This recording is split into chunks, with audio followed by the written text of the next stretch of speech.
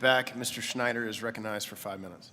Thank you, Mr. Chairman, and thank you, Commissioner Werfel, for joining us today. I want to start by saying I have appreciated working with you and your staff who have been very helpful with us in dealing with our constituent questions. Before I go to a question, let me touch briefly on casework. We've been in touch with your team on a handful of IRS cases that we've been unable to make headway as we were hoping. Can I just get a commitment that we'll continue to work on these to try to get them done?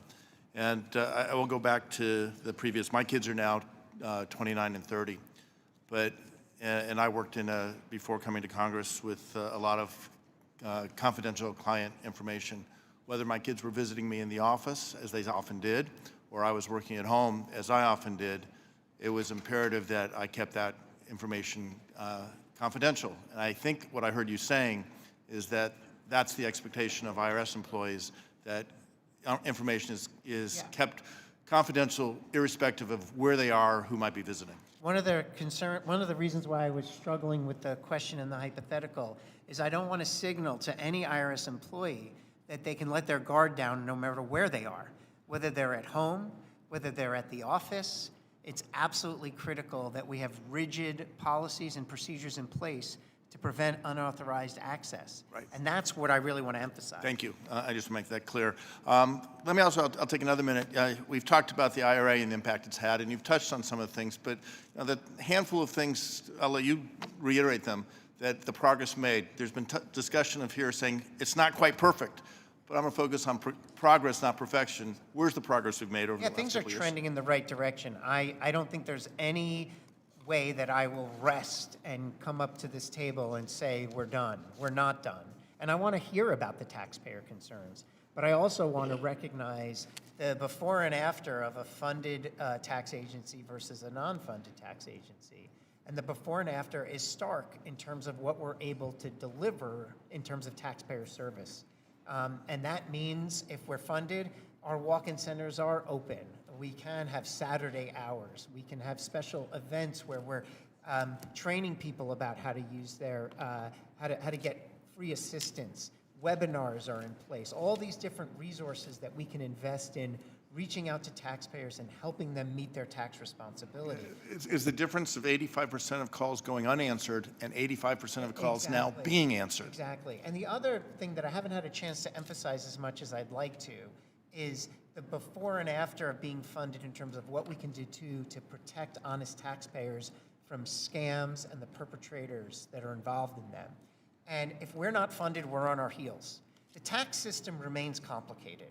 It remains a playground for scam artists to exploit honest taxpayers, scare them, call up someone who's elderly, pretend they're the IRS, convince them to take out their credit card and pay a phantom debt.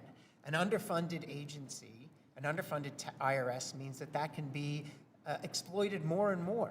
A funded IRS means we can work to disrupt those types of scams. We can increase our education. We can work with local partners. And we can put tools on the web so that you can either help your elderly parent or that elderly parent can have access to figure out, is this really the IRS? These are tools that other tax jurisdictions are putting in place. And we absolutely have to, in order to protect taxpayers from these risks, put these tools in place. And if we don't have the funding, we can't do it. So these are the choices that we have. Thank you. So if we don't fund and we can't protect those taxpayers, they're at the short end of the stick. They're put at risk. At the same time, you've said there's a estimated $650 billion per year tax gap, taxes not being paid.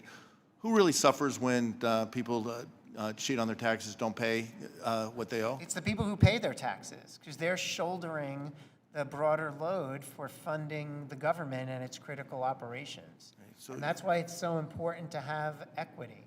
And that's why it's important to prioritize our enforcement efforts for where we think evasion is most problematic. And the point that I've been making today is when I arrived at the IRS after years of underfunding, I asked the team, where are we most exposed?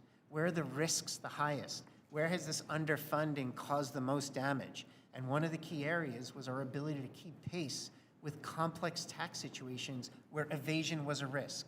There are complex tax situations where evasion is not a risk, and that is a place that we will not focus on, but it's the place where there's a risk of Yeah, it. and I'm at the end of my time, so I'll ask the question, and actually I would appreciate an answer in writing, is what is it that makes a complex return, and why does that complexity increase the likelihood or the ability of people to avoid paying taxes that are owed? And Yeah. I'd like to be able to share that. Well, just a quick example would be if you're operating in multiple countries. Right. And they have different tax laws, and you're shielding your profits in the U.S. to get a lower tax, when the reality is that your economic activity is in the U.S. and you actually owe, and you shouldn't be moving and making it look like to the IRS that your activity is elsewhere in a more tax-advantaged jurisdiction.